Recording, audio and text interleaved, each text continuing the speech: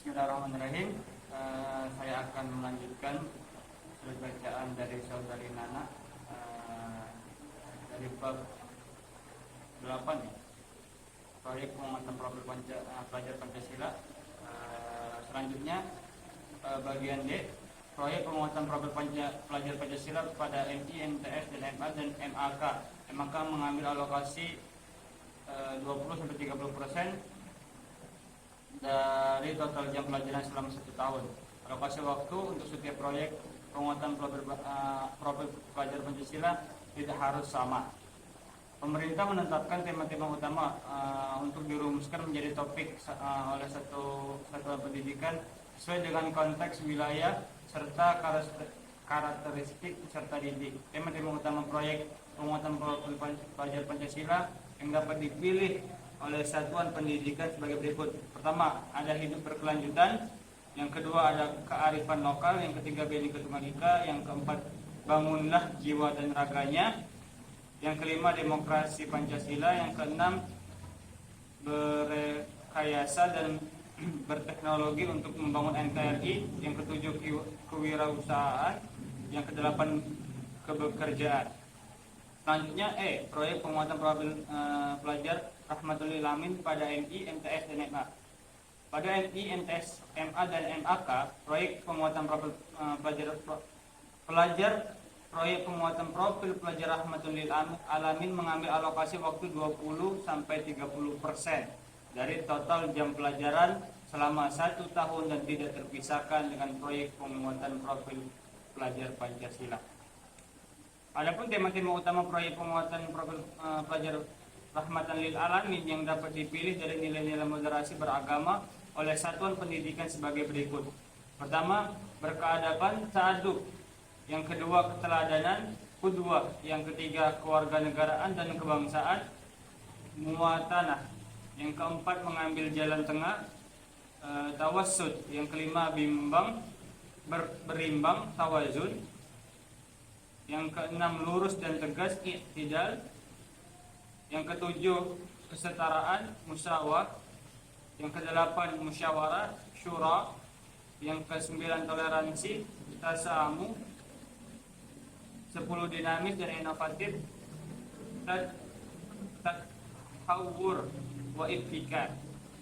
Yang selanjutnya F, proyek penguatan profil pelajar Pancasila dan Rahmatan lil Alamin. Dalam 1 tahun ajaran, proyek penguatan profil pelajar Pancasila dilakukan sekurang-kurangnya 1-2 proyek tengah dengan 2 tema berbeda di MI, 2-3 proyek dengan 3 tema berbeda di MTS dan MA kelas 10 ya. Yang ketiga, 2 proyek dengan 2 tema berbeda di kelas 11 dan 12. 3 proyek dengan 2 tema pilihan dan 1 tema kebekerjaan di kelas 10. 2 proyek dengan 1 tema pilihan dan tema kebekerjaan di kelas 12 MAK. Perangkat ajar merupakan berbagai bahan ajar yang digunakan oleh pendidik dalam upaya mencapai capaian pembelajaran. Perangkat ajar meliputi buku teks pelajaran, modul ajar, unit kegiatan belajar mandiri, modul proyek penguatan profil Pancasila, kurikulum, operasional satuan pendidikan, dan lain-lain. Contoh perangkat ajar yang disediakan oleh pemerintah sebagai berikut. Modul proyek penguatan profil pelajar Pancasila. Modul proyek penguatan profil pelajar Pancasila merupakan dokumen yang berisi tujuan, langkah, media pembelajaran, dan asesmen yang dibutuhkan untuk melaksanakan suatu proyek penguatan profil pelajar Pancasila. Yang kedua, modul proyek profil pelajar Rahmatan lil Alamin. Modul proyek penguatan Rahmatan lil Alamin merupakan dokumen yang berisi tujuan, langkah, sama dengan modul proyek penguatan profil pelajar Pancasila. Tapi di sini untuk Rahmatan lil Alamin. Yang ketiga, modul ajar. Yang keempat, buku teks. Buku teks terdiri atas buku teks utama dan buku teks pendamping. Buku teks utama merupakan buku pelajaran yang digunakan dalam pembelajaran berdasarkan kurikulum yang berlaku dalam konteks pembelajaran. Buku teks utama terdiri atas buku siswa dan buku panduan guru. Selanjutnya kurikulum operasional madrasah. Untuk mewujudkan madrasah yang mandiri, unggul dan memiliki daya saing, ilmu pengetahuan dan nilai-nilai religius yang mencerminkan hubungan batin guru dan murid, maka madrasah diberi kewenangan dan keleluasan dalam mengembangkan kurikulum operasional madrasah atau kurikulum tingkat satuan pendidikan. Pengembangan kurikulum operasional pada madrasah dengan ketentuan sebagai berikut. Pertama, kurikulum operasional yang digunakan di madrasah dikembangkan dan dikelola oleh madrasah dengan mengacu pada struktur kurikulum yang ditetapkan oleh pemerintah. Yang kedua, kurikulum operasional yang dikembangkan menunjukkan kesesuaian dengan karakteristik dan kebutuhan peserta didik. Yang ketiga, dalam mengembangkan dan mengelola kurikulum operasional, satuan pendidikannya sebaiknya melibatkan instansi terkait, komite madrasah dan masyarakat. Yang keempat, kurikulum operasional yang dikembangkan dan digunakan di madrasah terdiri atas karakteristik satuan pendidikan, visi, misi dan tujuan dan kekhasan madrasah. Yang kelima, pada dokumen rencana pelaksanaan pembelajaran, madrasah dapat menggunakan, memodifikasi atau mengadaptasi contoh modul ajar yang disediakan pemerintah. Yang keenam, madrasah memiliki leluasan untuk menentukan format dan sistematik penyusunan kurikulum operasional madrasah. Yang ketujuh, terakhir, ketentuan lebih lanjut mengenai pengembangan kurikulum operasional madrasah diatur dalam panduan yang ditetapkan oleh Direktur Jenderal. Selanjutnya, sosialisasi dan pendampingan implementasi kurikulum merdeka pada madrasah. Sosialisasi. 1. Sosialisasi dalam pendampingan implementasi kurikulum merdeka pada madrasah dilaksanakan oleh pemerintah tingkat pusat, dalam hal ini Direktorat Jenderal. Yang kedua, sosialisasi dapat dilaksanakan oleh KKM, KKRA, MGMP, KKG sesuai dengan kondisi madrasah atau daerah.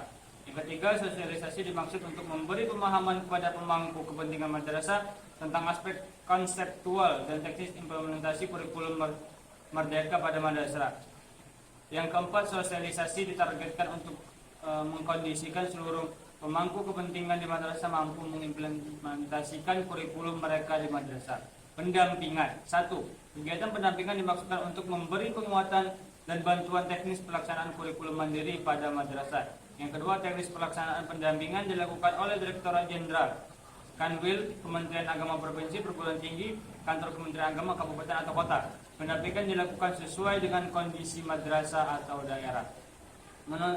Monitoring dan evaluasi pelaksanaan kurikulum merdeka di madrasah. Monitoring dan evaluasi pelaksanaan kurikulum merdeka di madrasah bertujuan untuk menjamin bahwa implementasi kurikulum merdeka di madrasah berjalan optimal sesuai dengan harapan. Monitoring dan evaluasi komponen kurikulum pada madrasah pelaksanaan kurikulum merdeka yaitu: pertama, struktur kurikulum, yang kedua, dokumen capaian pembelajaran, yang ketiga, pelaksanaan pembelajaran dan asesmen, yang keempat, penggunaan perangkat ajar, dan yang kelima, kurikulum operasional madrasah, yang keenam, dampak tengah waktu atau akhir program implementasi kurikulum merdeka terhadap mutu, kompetensi dan capaian pembelajaran madrasah.